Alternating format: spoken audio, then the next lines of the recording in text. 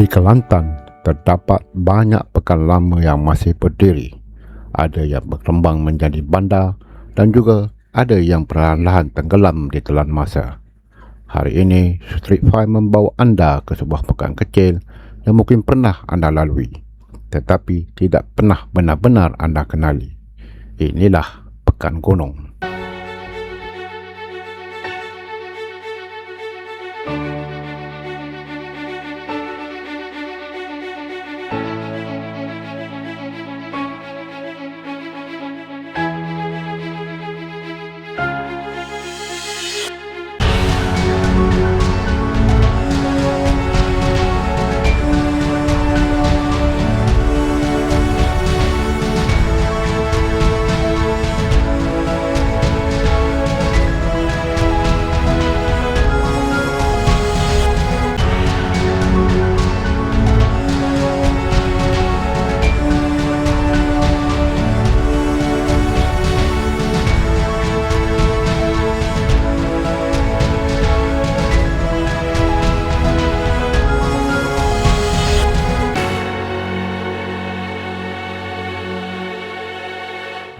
Jika dilihat sekali imbas, ia hanyalah sebuah pekan biasa.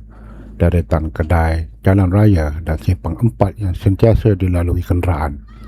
Tetapi, lebih 100 tahun yang dahulu, tempat ini merupakan nadi kehidupan masyarakat sekitar. Segala urusan jual beli berlaku di sini. Petani datang membawa hasil tanaman, nelayan membawa ikan segar. Peniaga membuka kedai dari pagi hingga ke petang. Di sinilah masyarakat berkumpul, bertemu dan membina ekonomi mereka.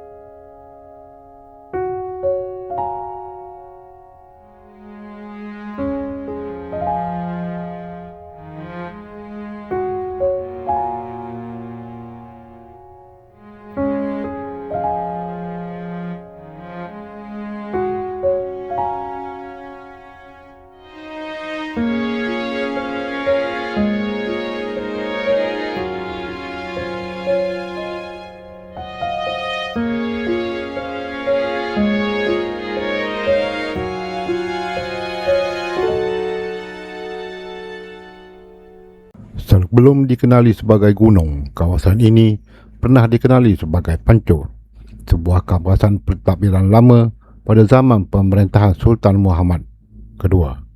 Ini bermakna sejarah kawasan ini jauh lebih tua dari usia bangunan-bangunan yang kita lihat hari ini. Namun, masa terus berubah. Jalan raya berubah, pusat perdagangan berpindah. Orang ramai mula memilih bandar yang lebih besar. Sedikit demi sedikit, Pekan Gunung kehilangan peranannya sebagai pusat ekonomi utama.